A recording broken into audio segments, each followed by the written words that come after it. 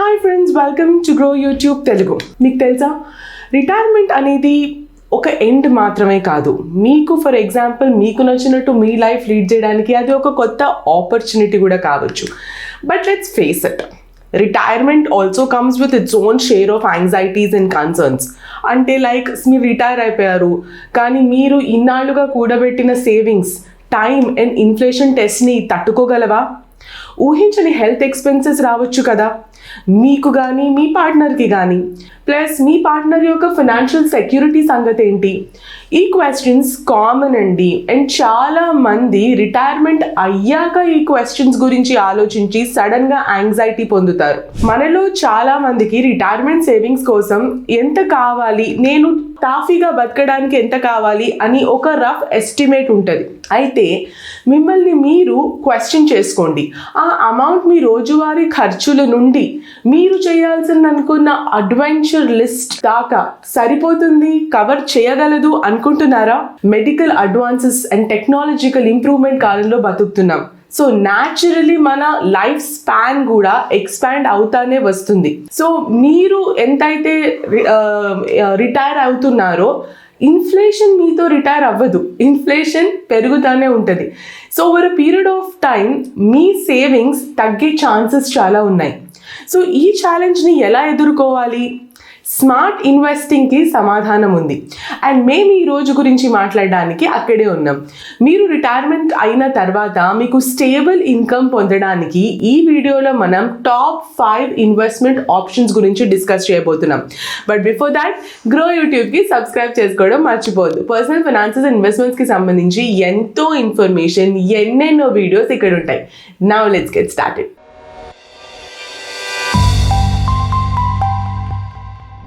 5 immediate annuity plans of insurance companies గురించి first మాట్లాడుకుందాం.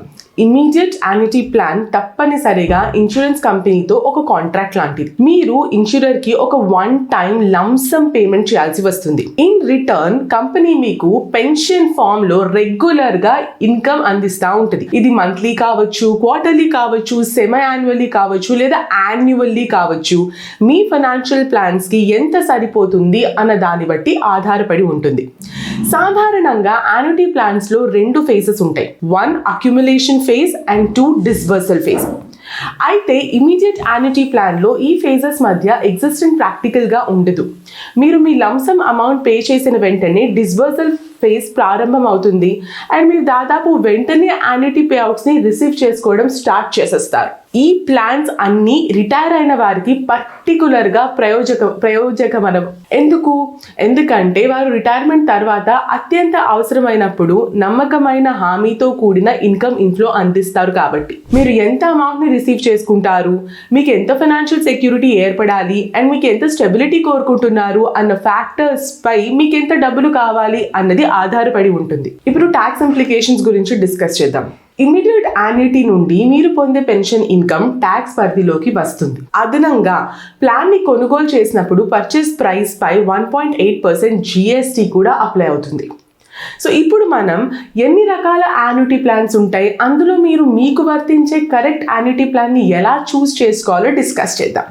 First and foremost single annuity అంటే మీరు చనిపోయిన తర్వాత ఇన్సూరెన్స్ కంపెనీ పేమెంట్స్ని నిలిపివేస్తుంది. అదనంగా కంపెనీ ఇనీషియల్ పేమెంట్ని ఎవరికి తిరిగి ఇవ్వదు కూడా. Second, annuity with return of purchase price. మీకు నామినీ ఉంటే, ఎక్కువగా పార్ట్నర్ లేదా ఫ్యామిలీ మెంబర్ లాంటి వాళ్ళు మీరు చనిపోయిన తర్వాత వారు పర్చేస్ ప్రైస్ని వాపస్ రిసీవ్ చేసుకోవచ్చు. 3వ రకం జాయింట్ యాన్యుటీ. మీ స్పౌస్ మీ సమయం తర్వాత కూడా అదే పెన్షన్ని రిసీవ్ చేసుకోవడం కంటిన్యూ అవుతుంది.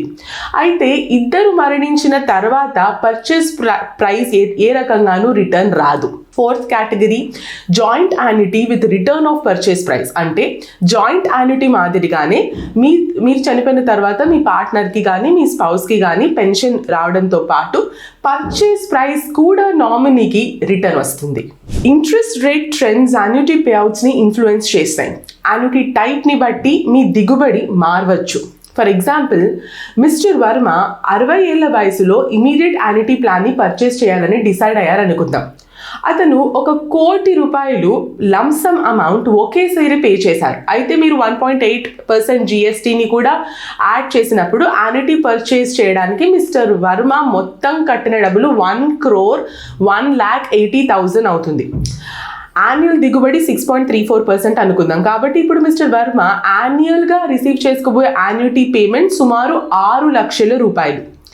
ఇది ఇమీడియట్ యాన్యుటీ కోసం ఇప్పుడు మన లిస్ట్లోని తదుపరి ఇన్వెస్ట్మెంట్ ఆప్షన్స్ని డిస్కస్ చేద్దాం. Fixed deposits of AAA rated NBFCs. ఇటీవలే ఈ నెలలో కొన్ని బ్యాంక్స్ కూడా FD రేట్స్ని తగ్గించడం స్టార్ట్ చేశాయి. అండ్ చాలా మంది ఇన్వెస్టర్స్ ఇప్పుడు హై రిటర్న్ని అందించే సెక్యూర్ ఇన్వెస్ట్మెంట్ అవకాశాల కోసం వెతుకుతున్నారు. ఇక్కడే మనకి NBFCs పిక్చర్లోకి వస్తాయి, అంటే నాన్ బ్యాంకింగ్ ఫైనాన్షియల్ కంపెనీస్. ఈ డిమాండ్పై స్పందించి తమ ఫిక్స్డ్ డిపాజిట్ రేట్స్ని పెంచాయి. సో ఈ investment stability and attractive returns రెండింటిని అందిస్తాయి. అండ్ తద్వారా తమ సంపదను పెంచుకోవాలని ఆశిస్తున్న వాళ్ళందరికీ ఒక సేఫ్ అండ్ సెక్యూర్డ్ ఆప్షన్గా మారాయి.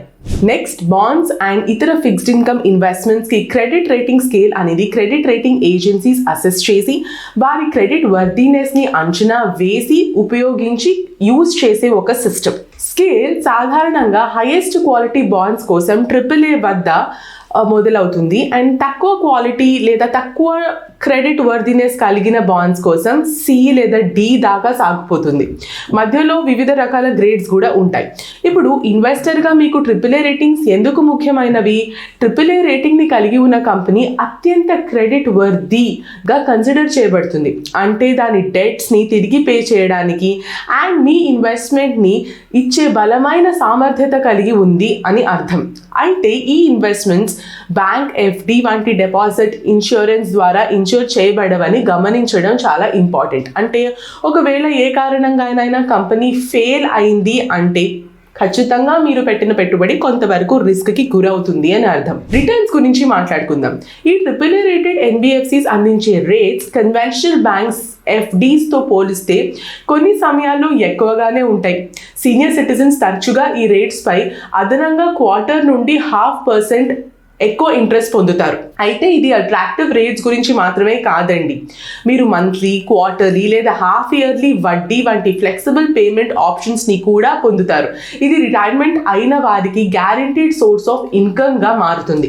ఫర్ ఎగ్జాంపుల్, ఒక AAA rated NBFC 5 years fixed deposit కోసం per annum 8% rate of interest అందిస్తుంది.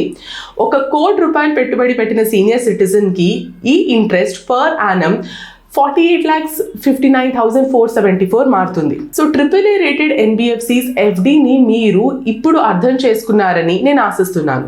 మన నెక్స్ట్ ఇన్వెస్ట్మెంట్ ఆప్షన్కి వెళ్ళిపోదాం. RBI floating rate savings bond అంటే ఏంటి? ఇవి రిజర్వ్ బ్యాంక్ ఆఫ్ ఇండియా ద్వారా ఇష్యూ చేయబడిన డెట్ ఇన్స్ట్రుమెంట్స్. ఇవి మీకు సెట్ ఇంటర్వెల్స్లో ఇన్కమ్ని అందించడానికి ఉద్దేశించబడినవి. స్పెసిఫిక్గా ప్రతి సంవత్సరం January 1st and July 1st డేట్స్లో ఇవి బేసికల్లీ మీకు ఇంట్రెస్ట్ ఇన్కమ్ అందిస్తాయి. ఫిక్స్డ్ ఇంట్రెస్ట్ రేట్ అని అందించే FD మాదిరిగానే కాకుండా ఈ బాండ్స్ ప్రతి 6 monthsకి ఒకసారి వాటి ఇంట్రెస్ట్ రేట్స్ని అడ్జస్ట్ కూడా చేసుకుంటాయి. ఈ అడ్జస్ట్మెంట్ నేషనల్ సేవింగ్స్ సర్టిఫికేట్ NSCతో పాటు అదనంగా 35 basis pointsకి లింక్ చేయబడి ఉంటుంది. సో October 1st, 2023 నాటికి కరెంట్ NSC రేట్ 7.7% అయితే అడిషనల్ 0.35% ఇంట్రెస్ట్ని యాడ్ చేశాక సంవత్సరానికి ఈ బాండ్స్ 8.05% ఇంట్రెస్ట్ని అందిస్తుంది. దీనికి ఎలిజిబిలిటీ ఎవరు? ఎలిజిబిలిటీ విషయానికి వస్తే మీరు మీ ఓన్గా, జాయింట్గా లేదా మైనర్ తరపున వారి గార్డియన్గా ఇన్వెస్ట్మెంట్ పెట్టొచ్చు. హిందూ అన్డివైడెడ్ ఫ్యామిలీస్ అంటే HUFలు కూడా దీనికి అర్హులు. సబ్స్క్రిప్షన్ ఆప్షన్స్ ఎటువంటివి? మినిమం ఇన్వెస్ట్మెంట్ ₹1000, అది 1000 మల్టిపుల్స్లో ఉండాలి. అంటే మీరు 20,000 వరకు క్యాష్ పేమెంట్స్తో ఈ బాండ్స్కి కాంట్రిబ్యూషన్ ఇవ్వచ్చు. అంతేకాకుండా ఎక్కువ అమౌంట్ కోసం మీరు డ్రాఫ్ట్, డిమాండ్ డ్రాఫ్ట్, చెక్ లేదా electronic payment methods such as RTGS or NEFT కూడా ఉపయోగించాలి. ఇన్వెస్ట్మెంట్ భద్రపరచడం కోసం ఎలక్ట్రానిక్స్ రూపంలో బాండ్ లెడ్జర్ అకౌంట్ అంటే BLAలో మీరు పెట్టిన పెట్టుబడి రికార్డ్ అవ్వబడుతుంది. ఫర్ ఎగ్జాంపుల్, మీరు RBI floating rate savings bond లో ₹1 lakh ఇన్వెస్ట్ చేశారనుకుందాం. ఇంట్రెస్ట్ రేట్ 8.05% per annum అండ్ ప్రతి 6 monthsకి అంటే 1st Januaryకి అండ్ 1st Julyకి మీకు ఇంట్రెస్ట్ పే చేయబడుతుంది. మీరు ₹1 lakh పెట్టుబడి పెట్టిన మొదటి 6 నెలల ఇంట్రెస్ట్ పేమెంట్ యాన్యువల్ 8.05% per annumతో చూసుకుంటే ఆల్మోస్ట్ ₹4,000లో సగం. Tenure and premature withdrawals.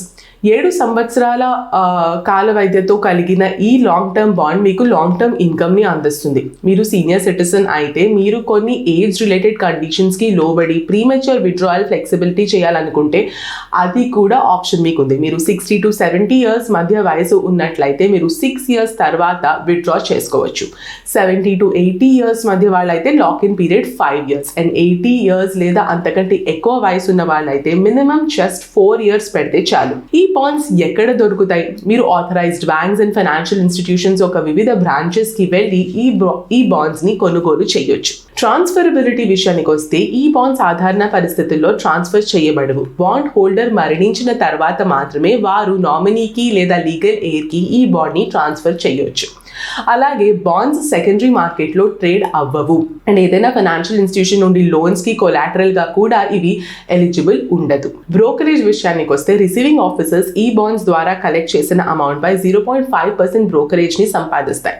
అందులో సగం ట్రాన్సాక్షన్స్ని ఫెసిలిటేట్ చేసే బ్రోకర్స్ లేదా సబ్ బ్రోకర్స్ కూడా పంచుకుంటారు. ఆర్బీఐ ఫ్లోటింగ్ రేట్ సేవింగ్స్ బాండ్ని కవర్ చేసిన తర్వాత ఇప్పుడు సీనియర్ సిటిజన్ సేవింగ్ స్కీమ్ని చెక్ చేద్దాం. Senior citizen saving scheme SCSS అనేది 60 years పైన వ్యక్తుల కోసం government backed saving instrument.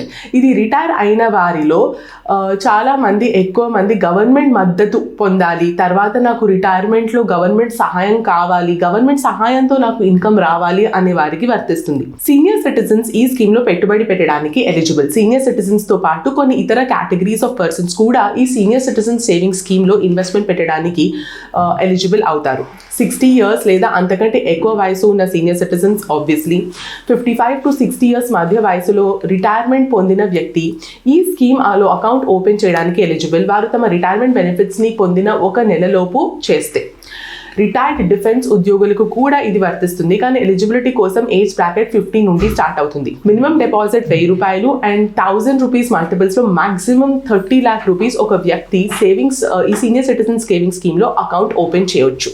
Interest rate October 1st, 2023 నాటికి SCSS సంవత్సరానికి 8.2% ఇంట్రెస్ట్ రేట్ అందిస్తుంది. ఇప్పుడు ఇంట్రెస్ట్ గురించి విషయం ఇక్కడ ఉంది. ఇది క్వార్టర్లీ పే చేయబడుతుంది. అంటే మీరు ప్రతి 3 నెలలకి మీ రిటర్న్స్ చూస్తారు. ఇది మీ ప్రిన్సిపల్ అమౌంట్ని తగ్గించకుండా సాధారణ ఖర్చులను మేనేజ్ చేయడానికి యూజ్ అవుతుంది. అండ్ మీరు ఈ పేమెంట్స్ని ప్రతి సంవత్సరం 1st April, 1st July, 1st October and 1st Januaryలో ఎక్స్పెక్ట్ చేయొచ్చు. మీరు July 1st, 2023 senior citizen saving స్కీమ్లో లెటెస్ట్ ఒక 16 లక్షల రూపాయలు పెట్టుబడి పెట్టారనుకుందాం. September 30th, 2023 నాటికి మీ interest income 1st October pay అవ్వబోతుంది. 8.2% per annum లెక్కన 32,800 రూపీస్. ఇప్పుడు ఈ స్కీమ్లో టెన్యూర్ విషయానికి వద్దాం. స్కీమ్ 5 years టెన్యూర్ని కలిగి ఉంటుంది. అది మెచ్యూరిటీ అయిపోయినప్పుడు మీరు దాన్ని మరో 3 yearsకి కూడా ఎక్స్టెండ్ చేసుకోవచ్చు. టాక్సేషన్ విషయానికి వస్తే ఈ స్కీమ్ యొక్క మేజర్ పర్క్స్లో ఒకటి, ఇది ఇన్కమ్ ట్యాక్స్లో సెక్షన్ 80C కింద ట్యాక్స్ బెనిఫిట్స్ని పొందుతుంది. ఇది వారి ట్యాక్స్ని తగ్గించుకోవాలని చూసే వారికి కూడా ఒక మంచి సేవింగ్స్ ఆప్షన్. అయితే అన్ని SCSS అకౌంట్స్లో మీ టోటల్ ఇంట్రెస్ట్ 50,000 కంటే ఎక్కువగా ఉంటే గుర్తుంచుకోండి, ఫైనాన్షియల్ ఇయర్లో ఇది ట్యాక్సబుల్ అవుతుంది. మీరు Form 15G లేదా Form 15H సబ్మిట్ చేయడం ద్వారా ఎగ్జెంప్షన్ పొందడానికి పోతే మీరు TDS బేసికలీ డిడక్ట్ అయ్యి మీకు పే చేయాల్సి వస్తుంది. ప్రీమెచ్యూర్ క్లోజర్ అండ్ పెనల్టీస్ విషయానికి వస్తే ఇప్పుడు ప్రీమెచ్యూర్ క్లోజర్ అండ్ పెనల్టీస్ అత్యవసర సందర్భాల్లో మీరు మీ పెట్టుబడిని సమయానికి ముందే విత్డ్రా చేసుకోవాలనుకుంటే మీరు తెలుసుకోవాల్సిన విషయం ఏంటి అంటే 1 సంవత్సరం లోపు అకౌంట్ని క్లోజ్ చేయడం అంటే మీరు ఎలాంటి ఇంట్రెస్ట్ని పొందలేరు. ఇది 1 సంవత్సరం తర్వాత కానీ 2 సంవత్సరాల తర్వాత కానీ మీరు అకౌంట్ క్లోజ్ చేయాలనుకుంటే 1.5% ప్రిన్సిపల్ నుండి విత్ హోల్డ్ చేయబడుతుంది. 2 సంవత్సరాల తర్వాత మీరు అకౌంట్ క్లోజ్ చేయబడితే పెనల్టీ కింద 1% తగ్గుతుంది. ఈ SCSS స్కీమ్ అకౌంట్ని ఎక్కడ ఓపెన్ చేయాలి? బేసికలీ SCSS స్కీమ్లో అకౌంట్ ఓపెన్ చేయడానికి బ్యాంక్ లేదా పోస్ట్ ఆఫీస్ని చూస్ చేసుకోండి. మీ PAN and Aadhaar cards, photos, retirement proof and ఇతర అవసరమైన డాక్యుమెంట్స్ తీసుకెళ్ళండి. అప్లికేషన్ ఫామ్ని ఫిల్ చేసి మీ డాక్యుమెంట్స్ సబ్మిట్ చేయండి. మీ ఫండ్స్ని డిపాజిట్ చేయండి అండ్ మీ అకౌంట్ సెటప్ చేయబడుతుంది. మీ ఇన్వెస్ట్మెంట్కి సంబంధించిన అన్ని డీటెయిల్స్తో కూడిన ఒక పాస్బుక్ కూడా మీకు అందించబడుతుంది. సరే, ఇప్పుడు మన లిస్ట్లో ఉన్న లాస్ట్ ఇన్వెస్ట్మెంట్ ఆప్షన్కి వచ్చేద్దాం. మన ఇన్వెస్ట్మెంట్స్లో చూడబోతున్న last option of India bonds, government securities, G-SECs అంటారు. G-SECs ఇండియన్ గవర్నమెంట్ ఇష్యూ చేసిన సావరెన్ సెక్యూరిటీస్. రేటింగ్ ఏజెన్సీస్ నుండి వ్యాలిడేషన్ అవసరం లేనందున అవి హై క్రెడిట్ క్వాలిటీతో వస్తాయి. They are unrated. Reason obviously government మద్దతు పొందుతున్నాయి కాబట్టి, క్రెడిట్ రిస్క్ చాలా తక్కువ కాబట్టి, అండ్ ఇన్వెస్ట్మెంట్ ఆప్షన్స్ ఇవన్నిటిని కూడా ఒక ఫేవరబుల్ చాయిస్గా చేస్తాయి కాబట్టి G-Secs కూపన్ రేట్తో వస్తాయి. ఇది ఇన్వెస్టర్ అయిన మీకు గవర్నమెంట్ పే చేస్తాను అని ప్రామిస్ చేసిన ఇంట్రెస్ట్ రేట్. ఇప్పుడు మీరు బాండ్ కొనుగోలు చేసి గవర్నమెంట్కి 1 lakh రూపీస్ లోన్ ఇచ్చినట్టు. బాండ్ కూపన్ 7.18% అయితే గవర్నమెంట్ మీకు సంవత్సరానికి ఇంట్రెస్ట్ 7,000 రూపాయలు పే చేస్తుంది అని అర్థం. ఈ ఇంట్రెస్ట్ సాధారణంగా 2 సంవత్సరాలకి ఒక్కసారి ఇవ్వబడుతుంది. దాని దిగుబడి అని పిలుస్తారు. ఇది కూపన్ రేట్ నుండి డిఫరెంట్గా ఉంటుంది. అండ్ మీకు ఈ కాన్సెప్ట్ ఒక ఎగ్జాంపుల్తో చెప్తా. దిగుబడి అనేది మీరు బాండ్ నుండి నిజంగా సంపాదిస్తున్నారు అండ్ అది మార్కెట్లో బాండ్ ప్రైస్ ఆధారంగా మారవచ్చు. బాండ్ ప్రైస్ దాని ఒరిజినల్ వాల్యూ నుండి తగ్గితే మీరు దాని లో ప్రైస్కి కొనుగోలు చేయవచ్చు అండ్ దాని అర్థం మీ దిగుబడి లేదా మీ పెట్టుబడిపై నిజంగానే మీరు రిటర్న్ పొందారు అని. మీరు మెచ్యూరిటీ వరకు బాండ్ని హోల్డ్ చేసి ఉంటే మీ ఎఫెక్టివ్ రిటర్న్ కూపన్ రేట్ కంటే ఎక్కువ ఉండవచ్చు. అండ్ పూర్తి భద్రతతో అవైలబుల్ ఉన్న ఇతర సాధారణ ఇన్కమ్ ఆప్షన్స్ కంటే దీని దిగుబడి ఎక్కువగా ఉంటుంది. November 3rd నాటికి ఉన్న నంబర్స్ని కన్సిడర్ చేసుకుని విషయాలు మాట్లాడుకుంటే, ఒక సంవత్సరం ట్రెజరీ బిల్ కోసం దిగుబడి దాదాపు 7.15%, 4 to 5 years లాంగర్ మెచ్యూరిటీ కోసం G-Secs దాదాపు 7.31% అండ్ 9 to 10 years మెచ్యూరిటీకి అవి 7.32% వద్ద ఉన్నాయి. Minimum 7 days and maximum 10 years వరకు 3 to 5% రిటర్న్ని అందించే లీడింగ్ బ్యాంక్లో FD నుండి మీరు పొందే దానికంటే రిటర్న్స్ ఎక్కువ ఉన్నాయి కదా. అయితే మీరు G-Secsని ఎలా పొందగలరు? RBI రీటైల్ డైరెక్ట్ స్కీమ్ అనే ప్లాట్ఫామ్ని ఇంట్రడ్యూస్ చేసింది. మీరు మీ పాన్ డీటెయిల్స్ని అందించి KYC ప్రాసెస్ని కంప్లీట్ చేయాలి. క్లియరింగ్ కార్పొరేషన్ ఆఫ్ ఇండియా వెబ్సైట్లో ఈ బాండ్స్ ట్రేడ్ అవుతాయి. వాటి ప్రైస్ డీటెయిల్స్ కూడా అక్కడే కనిపిస్తాయి. So basically the process is very transparent. So దీంతో మనం ఈ వీడియో లాస్ట్కి వచ్చేసాము. ట్రెడిషనల్ రిటైర్మెంట్ ఆప్షన్స్, FDలో డబ్బులు పెట్టడం, ఇవన్నీ కూడా చాలా conventional.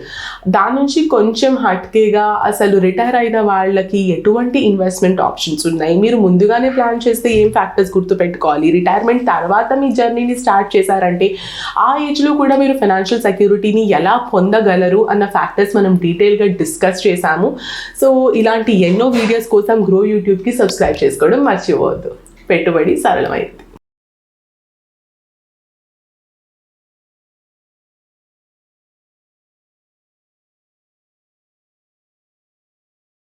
Investment in securities market are subject to market risks. Read all the related documents carefully before investing. Please read the risk disclosure documents carefully before investing in equity shares, derivatives, mutual fund, and or other instruments traded on the stock exchanges.